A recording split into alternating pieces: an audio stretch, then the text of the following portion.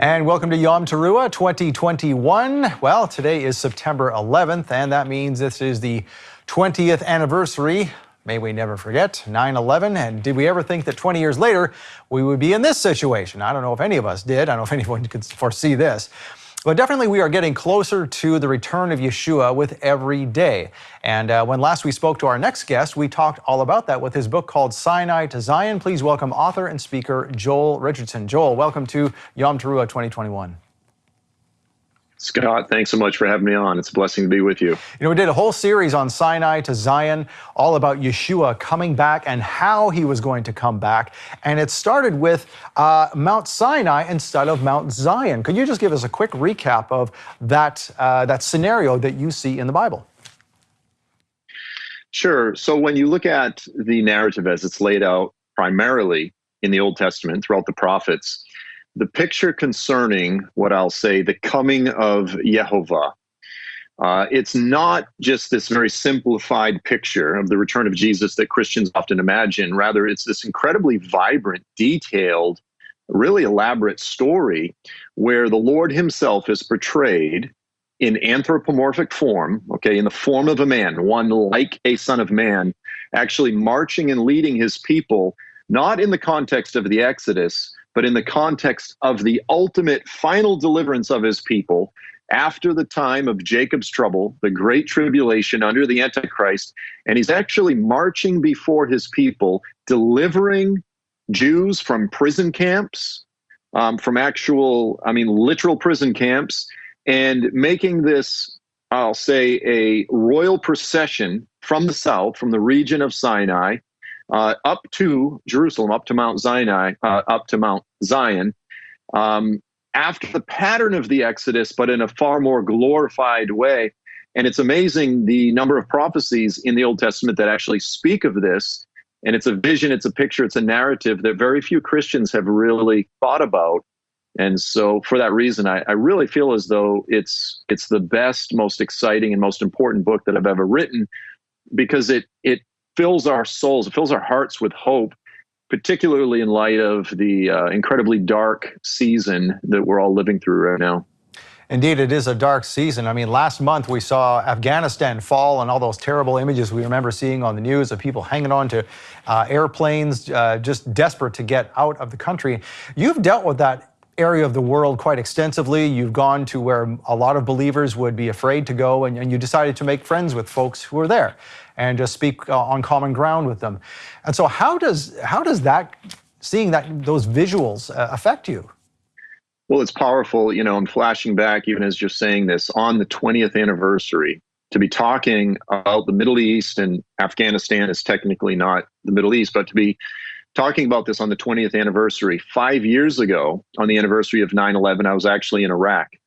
And I remember recording some videos and just flashing back, thinking of this iconic moment when President George W. Bush was standing on the wreckage of the World Trade Center. And he said, someone shouted something, and the president responded, and he said, "Well, I'll tell you what." He said, "I can hear you." Someone said, "I can't hear you." And he said, "Well, I can hear you." And he said, "And I'll tell you what, the people that brought these buildings down, they're about to hear from all of us real soon." And it was as though the entire nation stood up and cheered and said, "Yeah, like let's go get them, let's bomb them," and this type of thing. And so think about this. 20 years later, on the anniversary of 9/11, the flags of the Taliban are flying over the capital of Afghanistan. In every major city throughout Afghanistan, the Taliban are now in control. And for all intents and purposes, much of Iraq is also, I'll say, controlled by Iran. It's essentially a vassal state of Iran. So here we are 20 years later. We stood up and we cheered for revenge. Even Christians, I want to say this, even believers, even followers of Yeshua. I stood up and cheered at that moment that the president said, "They're all going to hear from us soon." And the inference was clear. We're going to bomb them, kind of the old country song. "We'll put a boot in your blank. It's the American way." And 20 years later, all of the money, all of the lives lost, it's essentially been wasted. And so it's a dark day. It's a dark season for the United States, for the American military, for all of the service members, men and women that served over there, that lost their lives, families, and even from the perspective of the body of Messiah. You think we lost well over 4,000 or 5,000 American men and women trying to, kill, so to speak, the bad guys. Imagine if we had just sent 5,000 zealous gospel-proclaiming missionaries, emissaries, ambassadors of Yeshua. How would the Middle East look right now if we had chosen that route as opposed to cheering for the military option? And of course, we'll never know. But it's an incredibly symbolic and dark day. So what do you think God is, obviously Yehovah is in control of all of this. He knows what's going on. He knows the story, and we know how it ends. We have the book. We can just skip to the end and read it. But in the meantime, it's a very difficult time. Obviously, we see people succumbing to this disease that's been thrust upon the whole world, and with places like Afghanistan and Iraq falling. What do you think God is doing here? What do you see is happening in prophecy? So he's doing a lot of things. And the Lord, of course, is always 1,000 steps ahead of Satan. So we need to be real clear about that. Satan, he's insane. For all intents and purposes, he's insane. He knows the story. He knows the story of prophecy, but it doesn't stop him. He's still determined to try to put up this one last hurrah, this last fight. But the Lord knows everything. So every time Satan moves, he always overreaches. What he did, for example, with ISIS, he overreached. He puts out all of these videos. I mean, ISIS puts out all these videos intended to strike terror into the hearts of the infidels. But what happens is that mankind, I mean, granted, we're reprobate, right? There is no one clean, no, not one. No one is holy. But we're all created in the image of God, and that includes Muslims. And so what happens is, in the case of, for example, ISIS, people see what they're doing and they say, that's not God. That's satanic. And there is a reverb. There is a response. And so what's amazing is right now, for example, in northern Syria, you have an incredible Jesus movement. You have a movement of former Muslims becoming followers of Yeshua. They're open about it. And there is a revival now in the areas of northern Syria. Likewise, we saw the same thing in Iran. The Ayatollahs, 1979, tried to establish the Islamic Revolution. A generation later, Iran has the fastest growing church in the world. Well, guess what? Afghanistan currently has the second fastest growing church in the world. So on the surface, in terms of the mainstream media, the news that we see, the news is all bad. But behind the scenes, the believers in Afghanistan, yes, they're being slaughtered. Yes, they're being killed. The stories that we're getting direct firsthand reports right now. It's brutal. I mean, in the rural villages, the Taliban are coming in. They're taking any of the girls that are 16 and under and just taking them and giving them away as plunder to the soldiers, as prizes. The young families, they're executing the husbands. They're taking the women. We just got a report just yesterday where they said basically the fathers are giving their kids guns and saying, when they come, it's your choice. You can kill yourself or you can shoot them. But those are pretty much the only options at this point. We're not going to be taken as slaves and this type of thing. But here's the thing. We're also getting reports of the believers boldly sharing the gospel, even with the Taliban. And we're hearing stories of the Taliban getting saved. And so, yes, Satan comes in. When Satan comes in like a flood, the Lord raises up a standard.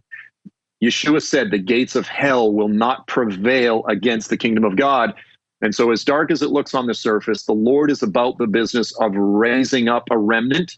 He's not going to abandon Afghanistan or Iraq or Saudi Arabia or any place. He always has a remnant.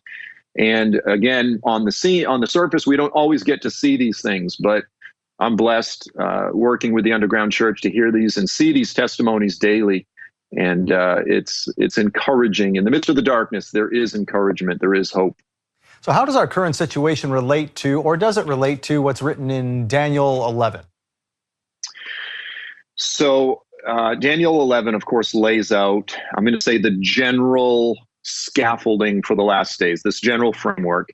And it's using, of course, the historical conflict between the Seleucid dynasty, which was sort of the whole northern swath of the Middle East. You're talking modern day Turkey and Syria and Iraq, extending all the way over to Iran. And the Seleucid dynasty was in conflict with the Ptolemaic dynasty, which is primarily Egypt in the south. But using that historical pattern as a shadow, as a prelude, dress rehearsal, so to speak, for the last days, it creates the pattern. We see right now, as we sort of look at, I'll say, the geopolitical landscape, the horizon, if you will, as laid out by Daniel. As we're looking at the geopolitical landscape today, we see it coming into focus. We see it coming into alignment. And so in many ways, what we have is the emerging King of the North coalition. This is the emerging antichrist coalition. These are the radical groups, the radical nations, the radical Islamic nations, which are comprised by nations such as Turkey, Iran, Afghanistan now, the Taliban, as they're calling it, the Islamic Emirate of Afghanistan. They've changed the name, of course. Nations like Qatar, the Muslim Brotherhood, these pan-Islamist groups, and all of the various radical groups, okay? And they are clearly anti-American, anti-Israel, more radical. But you also have, what's interesting, is this sort of emerging King of the South coalition. Now, of course, for a few decades now, of course, we've had peace treaties between Israel with Egypt and Jordan, but now with the Abrahamic Accords, we have the UAE jumped in, Morocco, Sudan. We have different nations that are joining this sort of Egyptian, more Israel-friendly, slightly Western-friendly coalition. And of course, much of it has to do with the mutual fear because of hostility from Iran, sort of the security threat from Iran against nations such as the UAE, such as Saudi Arabia. And interestingly enough, there's this rapprochement, this political rapprochement with Israel. They tend to be a little bit more Western friendly. And what's interesting is behind the scenes, who would have thought? Behind the scenes, even the Kingdom of Saudi Arabia is increasingly becoming friendly with Israel. So now here's what's interesting. You look at passages like Isaiah 60. Isaiah 60 is one of these beautiful chapters that describe the Messianic Age. Yeshua is on the ground. They're rebuilding the temple. The nations are streaming up to Jerusalem. And here's what it says. It says that a multitude of camels will cover your land, and they're camels from the regions of Sheba and Dedan and Nebaioth and Kedar. And of course, this is northwest Saudi Arabia. These are the children and the descendants of Ishmael. And they're bringing up gold and the precious treasures of Arabia and incense and resources to worship the Lord on Mount Zion. And it says the words on their lips will be, "Blessed are you, the Holy One of Zion." Zion. And they're coming from Saudi Arabia. And you go, Isaiah, what are you talking about? Don't you know Saudi Arabia is this radical Islamist nation? Well, in recent days, in recent years, again, the geopolitical landscape of the last days, as described by Isaiah, is coming into focus. You look at Ezekiel 38:39, when the Antichrist coalition is coming in, invading Israel, there's a protest. Where's it coming from? It's coming from the ships of Tarshish, the merchants of Tarshish, as well as Sheba and Dedan. Again, northwest Saudi Arabia. They're not part of the coalition. They're protesting this invasion.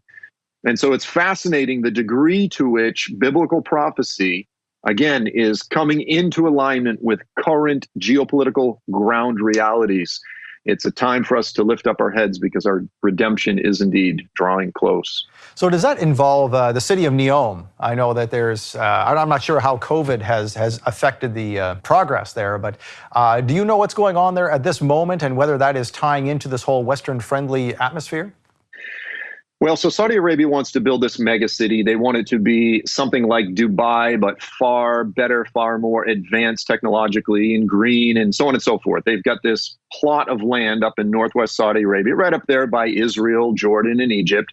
And it's actually the size of Israel. I mean, the entire area is the size of the entire state of Israel.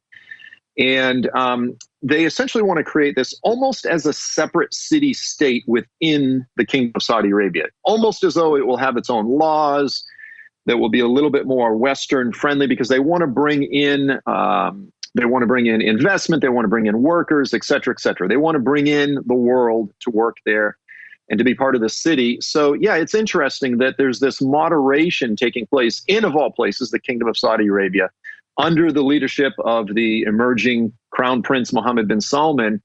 And so it's fascinating. I'll say this because a lot of people have asked. They say, well, does NEOM have anything to do with biblical Mystery Babylon? And you go, well, that's actually a pretty fascinating question. Because on one hand, I've always said, no, we need to be real careful to separate what the scriptures say about Mystery Babylon and what the scriptures say about Edom. Edom is often spoken of as being judged in the context of the return of Yeshua. But that's different. Edom sort of represents more of the beast, if you will, the antichrist coalition, whereas Mystery Babylon represents this great city at the end of the age that sort of gives birth to the beast, if you will. But here's what's fascinating, is that now that they're building NEOM up in the area of northwest Saudi Arabia, biblically speaking, that is the land of Edom. Edom extended from southwest Jordan all the way down into northwest Saudi Arabia. It crosses modern international boundary lines because, as Ezekiel and Jeremiah both said, Edom is from Sheba to Dedan. Dedan is the equivalent of modern-day Al-Ula. That's a couple hundred miles into Saudi Arabia.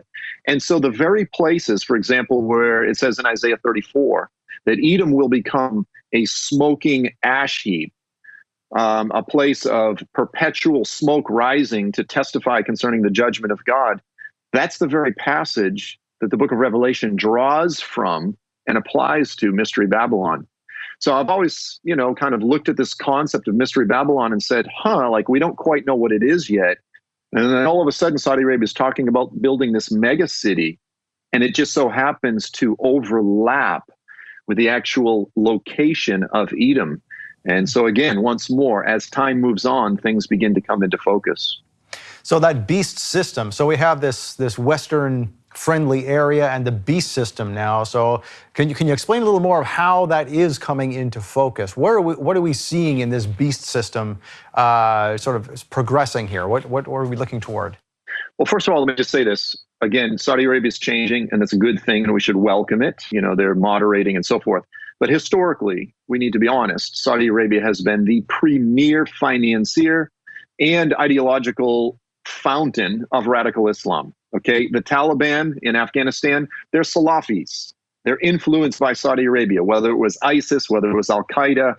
If there's a mosque, an Islamic center in your city, in all likelihood, it was paid for by Saudi Arabia. Saudi Arabia has been the single greatest financial lobby power in Washington.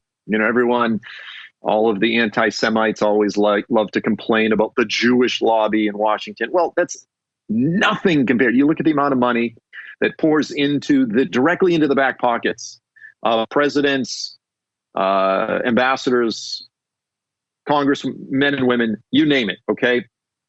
Saudi Arabia has been the premier source of radical Islam throughout the earth.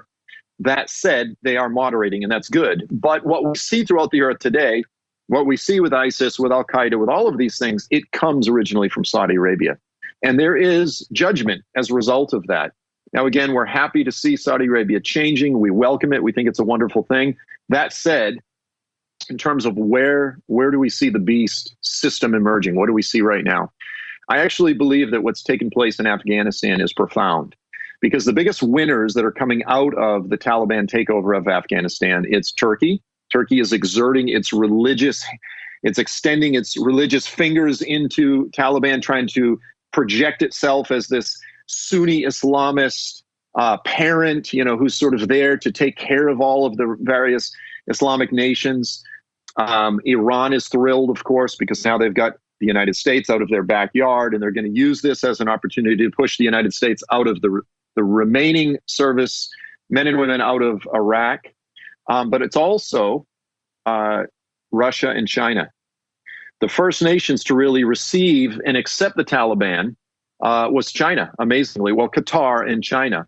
And so what we see, which is fascinating, which is kind of on the geopolitical side of things, we're seeing the marriage of the spirit of communism with the spirit of Islam. And of course, the spirit of communism is spreading throughout the West rapidly, in some states more than others, and some political parties more than others. But we see this sort of spirit of Islam that is getting behind, it's supporting this radical Islamist thing that's spreading throughout the Middle East. And you go, well, wait a minute, communism and Islam, they're fundamentally different, but they share a common hatred of the United States. They are thrilled to see Americans flee the United States to create this vacuum. The communists largely for their own political and economic interests, but they're happy to use the Islamic world as its own junkyard dog in its larger global proxy battle, if you will, against the United States, a sort of this battle for alpha dog of the world. And of course, China's winning, whether we want to acknowledge it or not. They're emerging as the new alpha dog, the global power, military and economically of the world. But they're going to use and sort of get behind this emerging Islamic beast system. And that's a power, that's something we've never encountered, which is the coming together of communism and Islam. And in the days and weeks and years ahead, we're going to see this as the premier beast system, the premier threat that the United States or the West has ever faced. It's emerging right now. Do you see that as resulting in things we've seen in the past with the beheadings on video and things like that, where they had to threaten the West? Or do you think there's going to be some different tactics here now that these two ideologies are merging? Is it more of, I don't know, seducing the West into more of Islamic type thought from their communist / socialist kind of ideology? Listen, what's happened with the Taliban made ISIS look like child's play.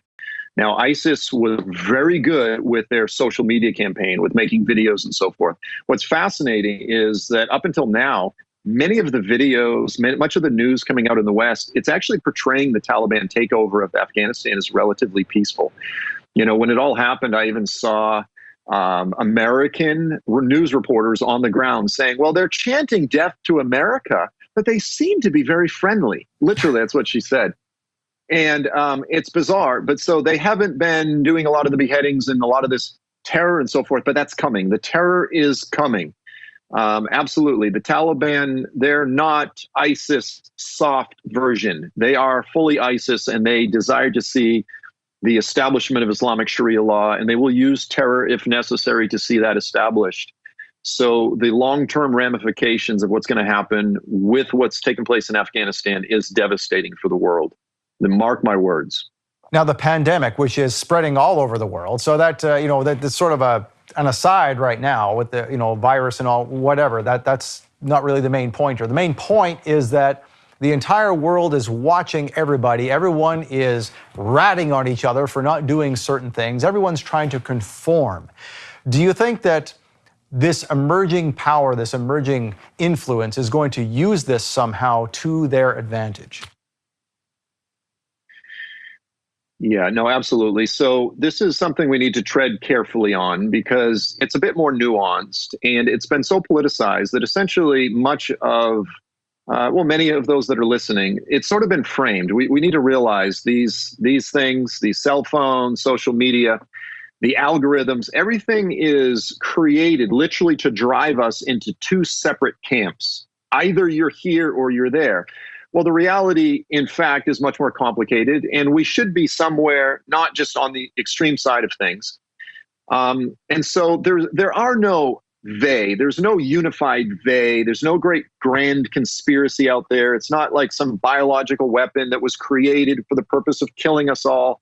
It's not the mark of the beast. However, it's something that has happened, whether it was intentional or by mistake. There's not some grand, it's not George Soros is not behind the scenes pulling the strings. There is a satanic hand on the other hand, and he has an agenda, and he has many them, if you will. And there's no question that the governments of the world that are increasingly power hungry have absolutely been using this, and it's certainly been placing the technology and, again, the scaffolding in place for more government control, for more loss of security, loss of privacy, et cetera, et cetera. And in that sense, it's setting up for more of a Marxist system where government can control us. Sort of long term, it's the perfect scaffolding to introduce more of a communist social credit system.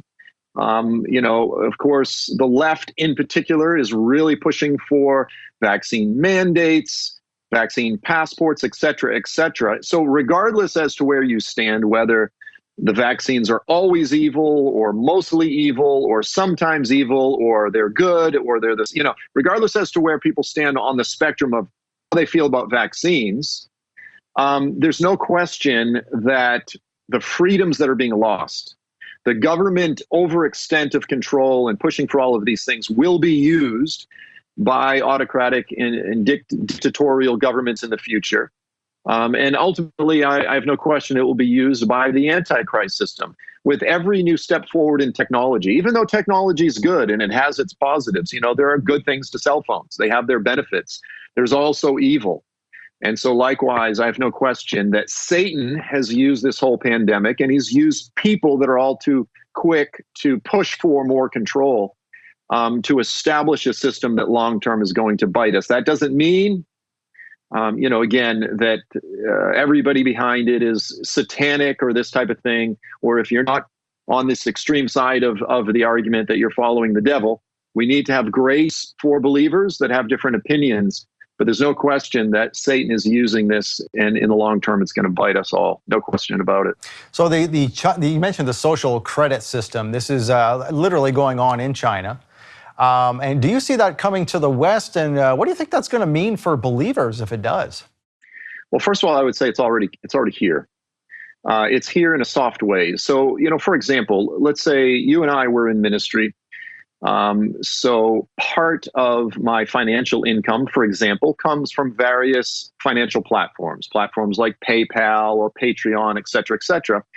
And even Visa, MasterCard, even some of the big banking system, it's gotten to the point. We saw the whole wave of deplatforming around the time of the election, right? Anyone who was really outspoken politically, if they were really pushing for Trump most often, they were being deplatformed.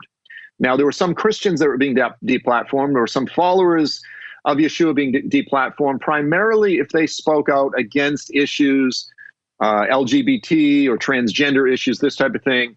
They would get silenced. But now it's affecting things like Amazon, the publishing houses. We saw ministries being cut off where PayPal says we're no longer going to allow you to receive donations because we think you're using hate speech, this type of thing. Now, listen, Scott, when I grew up, I heard people who grew up in former communist nations, and they would talk about the atmosphere, the social atmosphere, where people are afraid to simply share their opinion out loud. They're afraid to express their opinions. And I couldn't relate to that as an American, particularly a loud, obnoxious extrovert from Boston, right?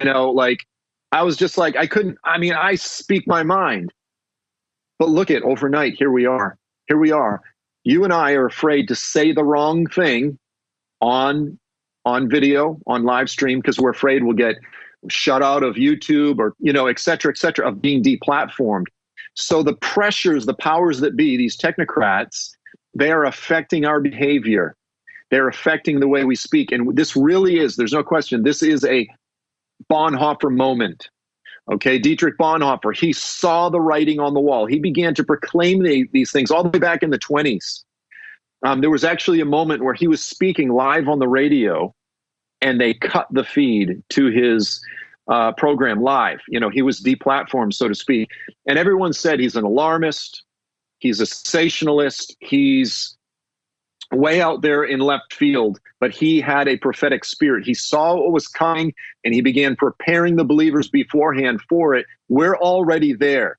Okay, we're already there. Is it going to get much worse? Absolutely. But when it starts affecting our finances, our purses, I don't know if you have a purse or pocketbook, this is when it starts affecting how we speak.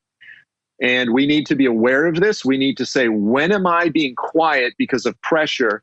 Let's just be clear, from Satan. And we have to resolve to be like a Bonhoeffer, to stand up, to speak out, and to be wise, and to prepare the platforms that are protected from being deplatformed. Believers, and there are those that are already creating the platforms and the financial systems, so that we have a firewall against some of these left-wing, Marxist-influenced silence machines. Well, even the way we are broadcasting Yom Teruah this year is, we're having to skirt around certain technologies like YouTube, for example, that would never hear of this. And so we are only on a streaming service and on the michaelrood.tv app. So yes, that's part and parcel. That's exactly what's happening here right now. And so maybe some of the things we need to bring out are just, before everybody gets shut down, is things like things that are coming our way prophetically. I was going to switch gears here a little bit. So the name of this event is the Temple, the Trumpet, and the End Time Tribulation. So let's get into the Temple. There's a lot of debate around the Temple, and I know that we've talked previously about a third temple. Now, is it real? Is it figurative? What are we heading toward here in your mind? Yeah, in fact, I actually just did a teaching on this just recently because I've been working through the book of Revelation. And so in Revelation chapter 11, you have this reference where this voice, this angel says to John, go and measure the temple and the worshipers in it and so forth. And so obviously, you teach it through the book of Revelation, you have to touch on this. Now, here's what's interesting is throughout the New Testament, you have a handful of references where Jesus himself is referred to as the temple. It says he was talking about the temple of his body. You have references to us as individual believers, referred to as being temples of God, which we are. The Holy Spirit lives in us. The body of Messiah corporately is referred to as a temple. And so what you often have is interpreters who say, it's almost as though they're a little too eager to see the end times come. And so they go, well, hey, maybe we've had it wrong all along. Maybe there's not actually going to be a real temple built in Jerusalem. Maybe all of these references back in the book of Daniel to the antichrist setting up the abomination of desolation in the temple, maybe that's just metaphorical. Maybe it's just spiritual. Maybe it's just referring to us. Maybe the abomination is going to be a spiritual event. And to that, I say, absolutely not. You cannot look at the actual language throughout the book of Daniel because the book of Daniel is the foundation for this concept of the temple being rebuilt. We need to be very clear. Daniel references the abomination that causes desolation 4 different places throughout his prophecy. In Daniel 8, roughly verses 12 through 15, it talks about the little horn committing the abomination that causes desolation, causes offerings to cease. Talks about it in Daniel 9, verse 26, 27. It talks about it in chapter 11, 31, and chapter 12, verse 11. So 4 times. That's a pretty, he repeats it multiple times. And then Yeshua himself, in his last day's sermon on the Mount of Olives, he says, when you see the abomination that causes desolation, as was spoken of by the prophet Daniel, Daniel uses language that is very literal. I mean, it's just very straightforward. No one would have interpreted what he said as referring to bodies, and there's just too many other words. It's the temple in Jerusalem. It's the daily offering, on and on and on. And so Yeshua says, listen, this is the definitive. This is the time marker that believers should pay attention to. When you see this, you know that it's the middle of the final 7 years. When you see this, flee to the mountains. I mean, that's a very practical sort of pastoral application. When you see that, get out of Judah, get out of Jerusalem, go hide in the mountains, flee to the desert of the Exodus, so to speak. And so there's no question that the temple will be rebuilt. Now, let me say this. It could be something different than what we imagine. It might not be this grand, elaborate brick and mortar structure. It could be something simple as a tent, that goes up overnight. There will be sacrifices. There will be the tamid, the daily offering. Okay, so that's clear. Now, here's one little twist that I'm going to put on it, is that if you've been following recently in Jerusalem, there's been some excavations, and there is actually I'll call it a synagogue, that is underneath the Temple Mount. And the way that the Bible views, I'm going to call it cosmic sacred geography, is that where the ark once sat, it's not simply an issue that it has to sit on this plane, but in this location, because there's sort of a vertical, I'll call it an extension of God's glory. From a biblical perspective, the temple is the earthly extension of God's throne. It's the extension of his rule. And so the temple, here's what I'm saying, is the temple doesn't necessarily need to be at ground level up on the Temple Mount. It could be in the right location, but under the temple. And so I even want to be open to the possibility that the rebuilt temple, in a sense, could already exist, or it could be something that will be built up again on the Temple Mount.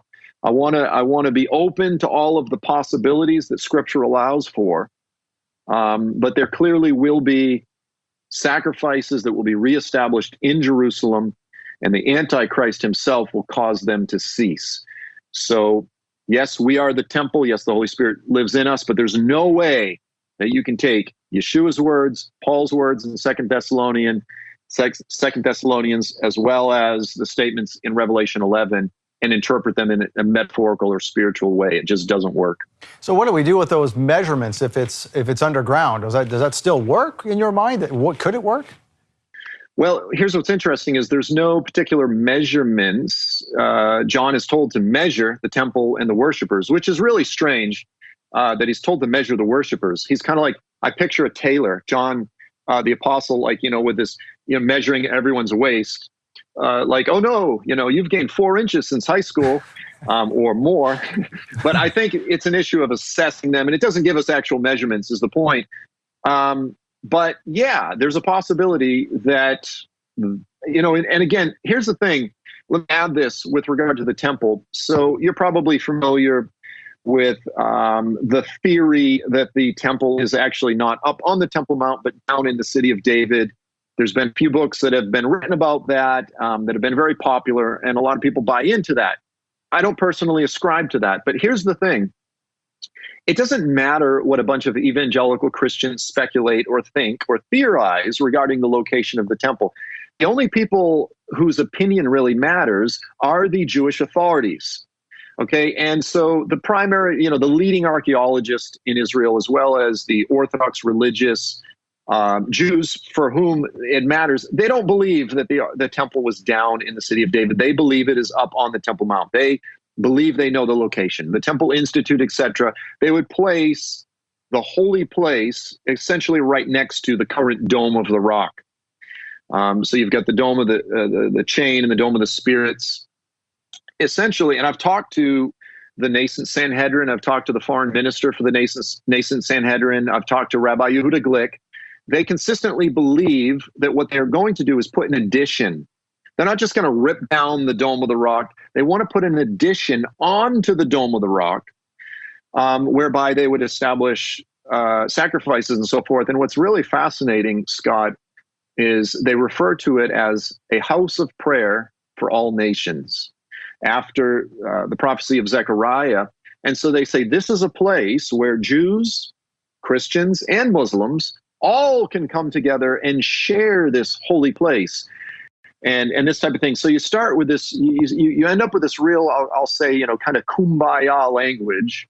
Kumbaya, Allah, it's this sort of like this syncretistic, ecumenical, let's all come together type of language, which is really scary in light of the possibility that the time will come that the Antichrist will emerge speaking the language of our day, which is let's all get along, Palestinians and Jews. Why don't we share the holy sacred city of Jerusalem? As part of this 2-state solution, we'll share the city, we'll share the Temple Mount. Let's build a house of prayer for all peoples, this type of thing. And so I could definitely see that as a possible scenario that allows for the whole world to celebrate peace at last in Jerusalem, the city of peace, where we can all come together and worship the same God and this type of thing. And of course, we know that Yehovah and the Allah of Islam are not the same individuals. Right. And when everyone says peace and safety, that's our alarm. That's something not right happening there. Now, if we talk about the temple, obviously the next question is, okay, the centerpiece of the temple, the Ark of the Covenant. There's been a lot of speculation. Does it even exist anymore? Some people say, yes, it still exists. Where is it? What does it mean? What does it mean for our future in terms of prophecy? Yeah, no, that is an incredibly fascinating, controversial, just magnetic issue. So, the Ark is the Holy Grail, like this is the thing that everyone would love to find. And of course, you've had different guests on, relatives and friends of Ron Wyatt, When you visit there with Root Awakening Ministries, there's a replica of the Ark there. You guys almost have sort of a museum. It's really kind of a beautiful place if your listeners have never visited.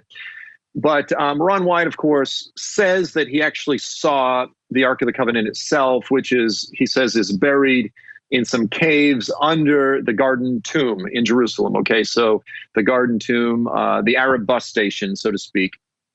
And he claims to have actually seen it and claims to have scraped some blood off of it. And, there's kind of a whole story that goes with that. It's a real fascinating story. I'll be honest with you, personally, from my perspective, I'm a naturally skeptical person. And so when I hear that story, I go, it just sounds way too good to be true. Like the whole story of there was a crack in the earth and the cross was up there and the blood fell through the crack and it landed on the ark and, all this type of stuff. And I go, okay, possibly, I'm not saying no.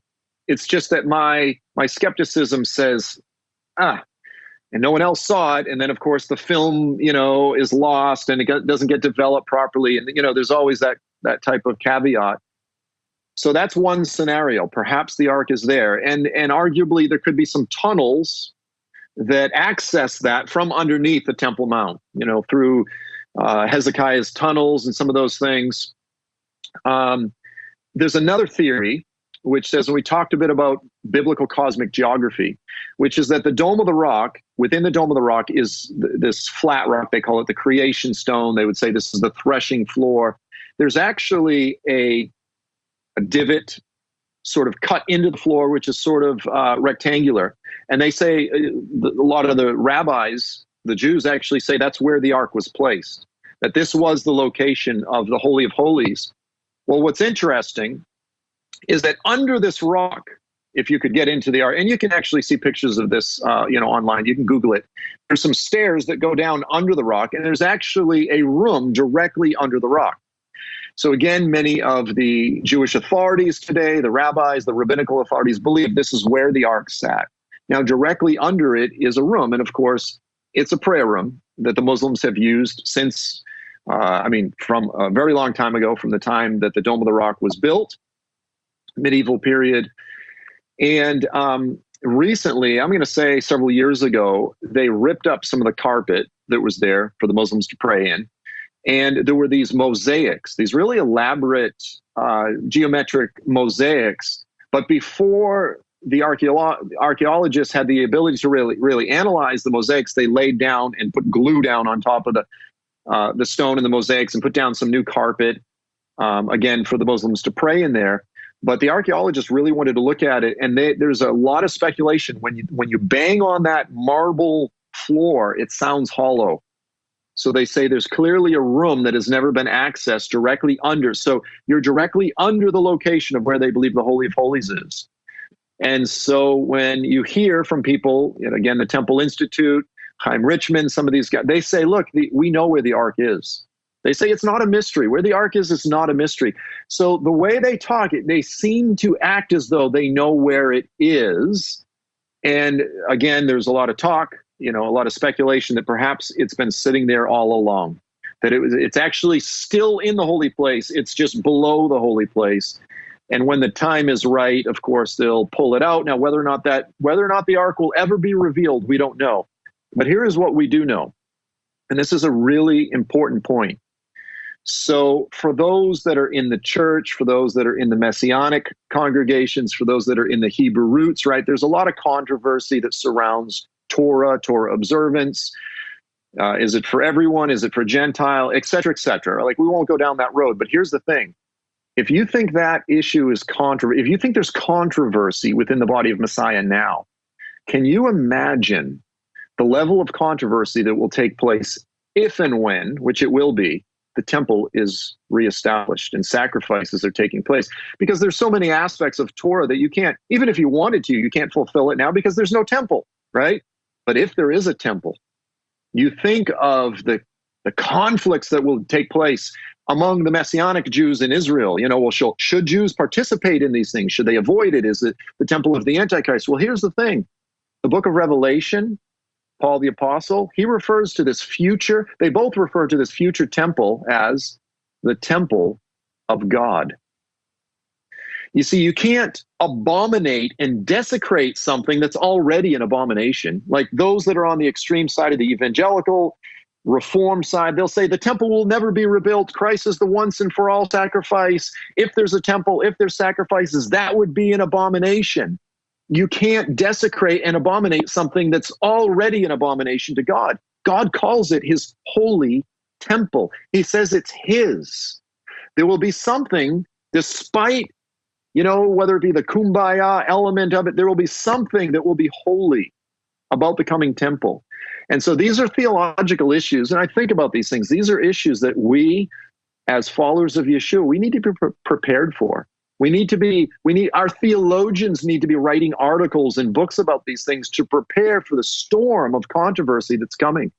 And it's very practical pastoral realities that we very well could see in our near future. And you think about that, even groups like non-Christian groups, just secular groups like PETA. What is PETA going to do with a temple that offers sacrifices? You can imagine even that controversy going around.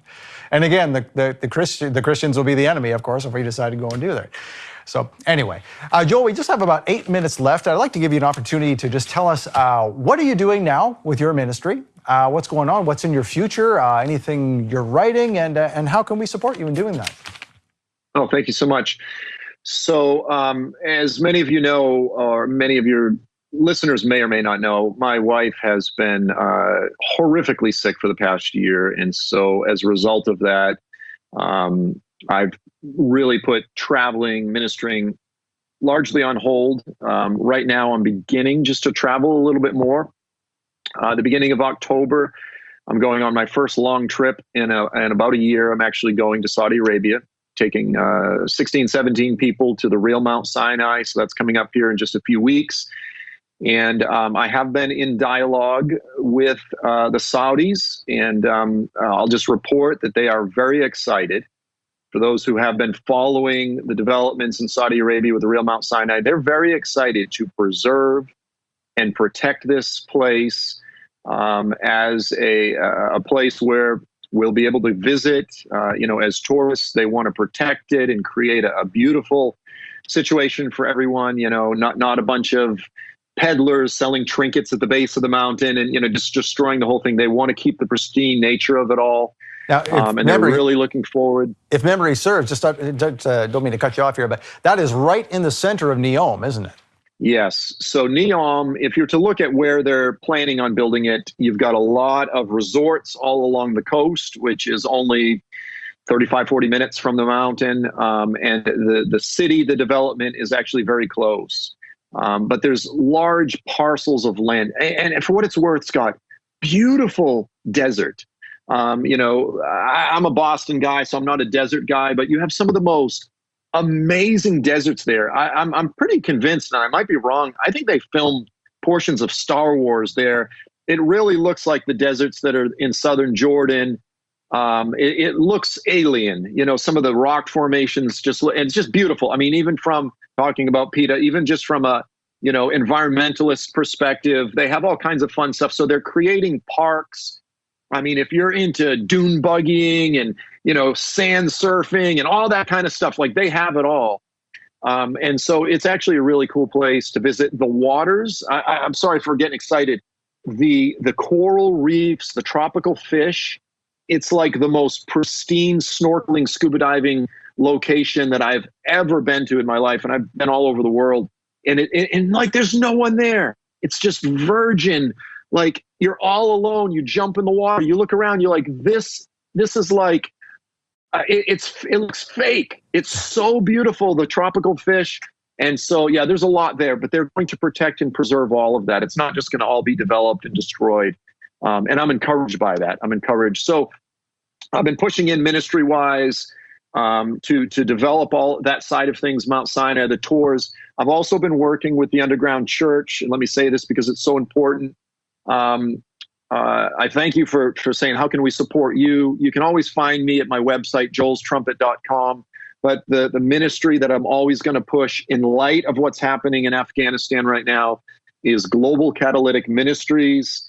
This is the ministry that works in the underground churches in Iran and Afghanistan. We have leaders on the ground And again, if you just Google Global Catalytic Ministries, or if you go to sheepamongwolves.world, that's just a great way to connect with the underground church. That's where my passion and my heart lies. And that's where if we recognize what's unfolding in the earth right now, I think we all should be connecting with the underground church. And let me just add this final bit. A handful of the leaders of the underground church in Iran recently felt as though the Lord was speaking to them. And this is the word that they got. They said, it's time to start training Western leaders using the lessons and the models and the methods that they've learned under persecution the past decade plus. As the church explodes in Iran under the Islamic regime there, they're saying we need to start training leaders in the United States, in Europe, throughout the West, because persecution, even as we experience it in Iran, is coming to the West. And now is the time to prepare. And I go, if there's a word from the Lord anywhere, that's a word. So there's some exciting things that are happening where we here in the United States, we're going underground because that's where things are moving. Isn't it ironic that we see the church in these places, and it's been building and building and perfecting, and like you said, they have the tactics, they know what they're doing, they know how to sustain an underground church, and now we can actually learn from a country that is typically known as an enemy of the West. And now they hold the key to our spiritual survival in a way. That is just so ironic to me. And so like Yehovah to use everyone, like you said, even those who are in other faiths are still his children. And whether they choose to obey him or not, I guess is their choice, but they are our brothers and sisters, and if they come to Yeshua, then they can teach us how to do these things, and that's just a beautiful thing. Joel, I want to thank you again, and your website, joelstrumpet.com, can folks still go there and find things from you? Yep, or you can listen to me spout off random controversial statements on Joel7 Richardson on Twitter. Joel Richardson, thank you again for joining us today for Yom Teruah 2021. It's been a blessing to have you here. And would it be all right if we said a little prayer here collectively for your wife? Absolutely. Thank you so much, Scott. All right. So, Yehovah, we want to thank you for Joel. Thank you for his ministry. Thank you for the wonderful information that he gives to us, information that we would not be privy to because we don't go to the places he goes to. We don't know the folks that he knows in the Middle Eastern parts of the world. And, Father, right now, we just want to ask you that you would bless his family and heal his wife. Heal his wife. Even though all doctors have said, we don't know what to do, Father, that's exactly what the woman with the issue of blood did when she came to you and grabbed your tzitzits and said, basically, help me. If I just touch the hem of your garment, I can be healed. And Father, we want to reach out and touch the hem of your garment on behalf of Joel's wife and say, would you heal her, Father? Would you heal her of her issue that no doctor can seem to figure out or help her with? Will you just make it disappear? Will you just make it disappear, Father, and never come back, and no one has to ever try and figure it out again, and they don't even have to have an answer because you did it? And it would just be a miracle of Yehovah, and that would be the only explanation. Father, would you do that for Joel? Would you do that for his wife and his family so that Joel can continue the wonderful things he's done and actually have another story he can tell folks of a miracle done for his own wife? Would you do that for him, please, in Yeshua's name? Thank you in advance. Amen. All right. Amen. Joel, Amen. We love you, man. Thank you so much for being here with us. And we believe that your wife's going to be healed. Go with that. Amen. Thank you so much. And we're praying for Michael and his complete restoration as well. So it's always a blessing to be with you all. Thank you so much. Thank you. All right. Thank you for joining us, and stay tuned for our next session.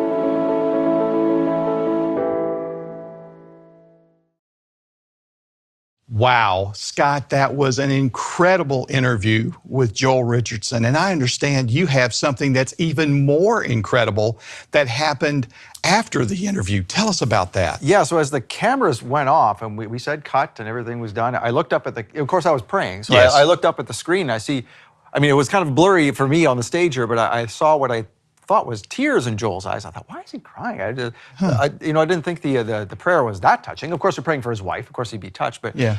But so you'll remember in the prayer I mentioned the reaching up for the hem of Yeshua's garment with the woman with the issue of blood. Yeah. And that was just something, quite honestly, Yehovah just sort of pressed on my head, say, talk about this. And that came out in the prayer like almost instantly. You know how Yehovah does that. Yeah. And so I thought nothing of it. I thought, well, she's having an issue of blood in her body, and this matches up. That makes the story. Sure.